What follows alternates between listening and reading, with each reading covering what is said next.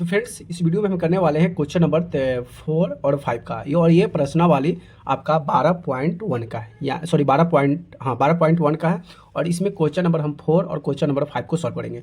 तो वीडियो को लास्ट तक जरूर देखिएगा और वीडियो को पूरा वॉच कीजिएगा और चैनल को सब्सक्राइब कीजिएगा और वीडियो को एक बार लाइक और एक प्यारा सा कमेंट कीजिएगा, ठीक है। तो चलिए क्वेश्चन नंबर हम यहाँ से 4 करेंगे और क्वेश्चन नंबर 5 दोनों का सोल्यूशन करेंगे।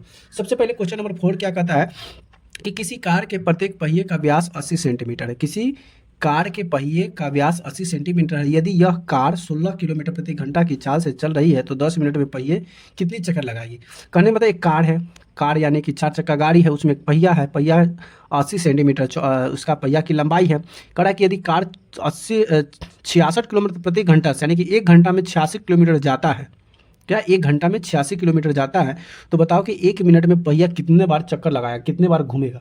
आपका ये पूछा है। तो बहुत ही आसान है, इसमें कुछ करना ही नहीं है। बस आइए हम कुछ कर लेते हैं यहाँ से, फिर आप भी कुछ कीजिएगा और आप भी समझिएगा, ठीक है। सबसे पहले क्वेश्चन की जो बात बोला है, एक कार है, पहिया है, तो पहिया कार तो हमें मतलब अब नहीं है, सिर्फ जो बात बोल रहा है उस पर हम ध्यान लगाते हैं। तो सबसे पहले इसमें जो दिया हुआ है उसको हम लिख लेते हैं। क्या, तो सबसे पहले लिखेंगे कि दिया है। आपके पास क्या क्या चीज़ दिया हुआ है, तो आपके पास दिया हुआ है पहिए का व्यास, तो यहाँ पे लिखिएगा पहिए, पहिए का व्यास। पहिए का व्यास दे दिया हुआ है कितना, पहिए का व्यास दिया हुआ है 80 सेंटीमीटर। क्या है, 80 सेंटीमीटर। तो यहाँ से हम त्रिज्या निकाल लेते हैं। क्या, त्रिज्या बराबर हो जाएगा 80 सेंटीमीटर बटा में 2 कट जाएगा 40 बार में, यानी कि 40 सेंटीमीटर। तो यहाँ से आपका त्रिज्या निकल के आ गया, कितना निकल के आ गया त्रिज्या, त्रिज्या निकल के आ गया 40 सेंटीमीटर। कितना आ गया, त्रिज्या बराबर आपका निकल के आ गया 40 सेंटीमीटर। अब यहाँ से त्रिज्या जब सेंटीमीटर 40 सेंटीमीटर निकल के आ गया, तो पहिया का क्या बोला, प्रत्येक चक्कर लगा रहा है, यानी कि हम पहिया का परिधि भी निकालेंगे। तो यहाँ से लिखेंगे, क्या लिखेंगे, तो यहाँ से लिखेंगे पहिए, पहिए की परिधि, पहिए की परिधि बराबर, तो परिधि बराबर फॉर्मूला क्या होता है, 2 पाई आर। क्या होगा, 2 पाई आर। अब यहाँ पे आर भी मान है और हमें हमें क्या मान है, पाई भी मान है, यानी कि 2 का भी मान जानते हैं। पाई का मान 22/7 होता है और आर का मान निकल गया है 40, तो यहाँ पे गुना 40 भी कर लेंगे। ये होगा 22 दूना 44 हो जाएगा, गुना 40 बटा में 7। ये कटने वाला नहीं है तो गुना कर लेंगे, 4 0 4 दूना 8, सॉरी 4 चौका 16 के 6, 4 चौका 16 के 6, 1760 बटा में 7। कितना आ गया, 1760 बटा में 60 सेंटीमीटर आ गया। क्या, तो ये चीज़ का प्रयोग हमें आगे करना पड़ेगा। अब हमें निकालना क्या है, पहिया का स्पीड दिया हुआ है, पहिया का स्पीड दिया हुआ है, यानी कि पहिया का कार का चाल दिया हुआ है, कार का चाल। तो यहाँ से लिखेंगे लिखेंगे क्या लिखेंगे, कार की चाल। कार की चाल कितना है, कार की चाल है 66 किलोमीटर प्रति घंटा, जिसको किलोमीटर में ऐसे लिखते हैं, ठीक है। तो 66 किलोमीटर प्रति घंटा है। क्या है, 66 किलोमीटर प्रति घंटा है। अब यहाँ से 1 घंटा यानी कि ये दिया हुआ है किलोमीटर में, तो हम इसको क्या करेंगे, मीटर मिनट में चेंज कर लेते हैं। क्या करते हैं, क्योंकि व्यास दिया हुआ है मीटर में, सेंटीमीटर में दिया हुआ है और हमें चक्कर पूछ रहा है, मिनट में पूछ रहा है। तो ये प्रति घंटा जो चाल है इसको हम मिनट और मीटर में बदल लेते हैं। तो मीटर और मिनट में बदलने के लिए हम क्या करेंगे, सबसे पहले ऊपर में कितना है 66 है, तो लिखेंगे 66 गुना।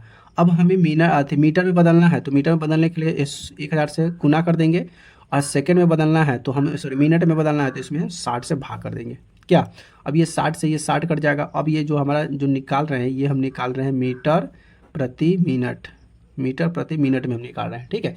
और ये दिया हुआ है किलोमीटर प्रति घंटा में, तो ये 60 0 से 0 कट गया, 6 से काट देंगे, 11 बार में कट जाएगा, 11 छक 66। तो ये कितना आ गया, 100, क्या 1100 मीटर प्रति मिनट, क्या हो जाएगा, मिनट आ गया। ये भी हमारा आंसर नहीं आया, ठीक।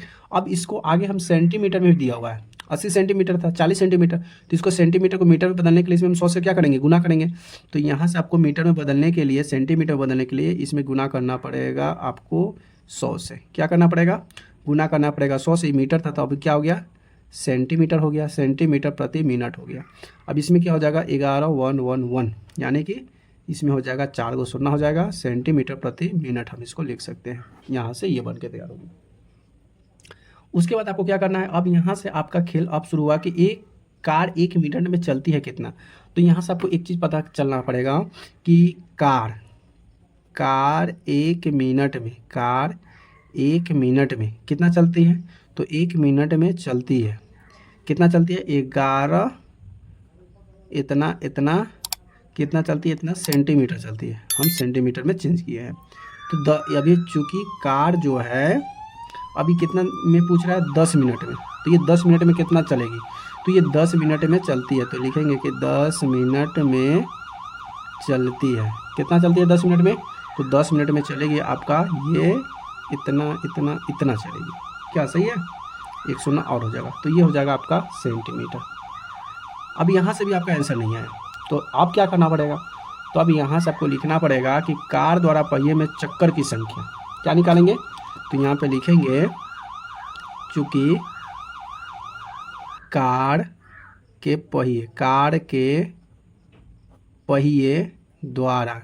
पहिए द्वारा लगाए गए चक्रों की संख्या, ये चक्रों की संख्या निकालना है। तो चक्रों की संख्या क्या हो जाएगा, तो बराबर लिखेंगे, आपको लिखना है कि कार द्वारा चली गई दूरी, क्या लिखेंगे, कार द्वारा। अब कार के द्वारा जितना जो दूरी चला है ना, उसमें हम क्या करेंगे, उसको परिधि से क्या करेंगे, हम भाग कर देंगे। यानी कि कार द्वारा चली गई दूरी, यानी कार कितना दूरी चला है से, और यहाँ पे लिख देंगे कि पहिए की परिधि, पहिए के जो परिधि कितना है वो निकाल लेते हैं, पहिए की परिधि। तो यहाँ से आपका क्या निकल के आएगा, कार द्वारा चली गई दूरी और पहिए की परिधि अगर निकालेंगे तो कार द्वारा चली गई दूरी कितना है भाई, दूरी जो आपका निकल के आया है ये रहा दूरी, 1 2 3 4 5, और परिधि जो हम निकाल के लाए थे, परिधि आया था 1760, यानी कि 1760 बटा में 60। इसको पलटी मारेंगे तो ये हो जाएगा, ये रहा पलटी महाराज, और बटा में हो जाएगा 1, यानी कि गुना हो जाएगा, ऊपर में चला जाएगा 7, नीचे में आ जाएगा 1760, बात वही हो जाएगा। इसको 1 शून्य से 1 शून्य काट देंगे, और इसको काटेंगे ना तो ये पूरा कटेगा।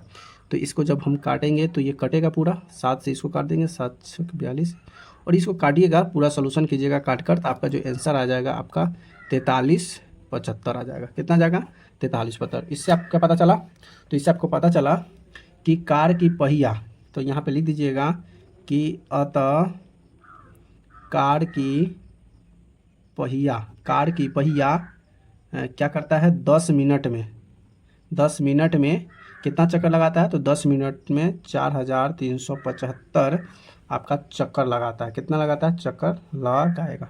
ठीक है, यही आपका आंसर हो गया, समझ आ गया।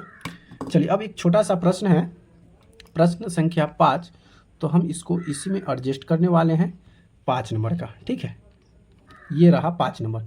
अब देख लीजिए क्वेश्चन नंबर 5 क्या कहता है, ध्यान से आपके सामने क्वेश्चन नंबर 5, किधर गया क्वेश्चन नंबर 5, ये रहा।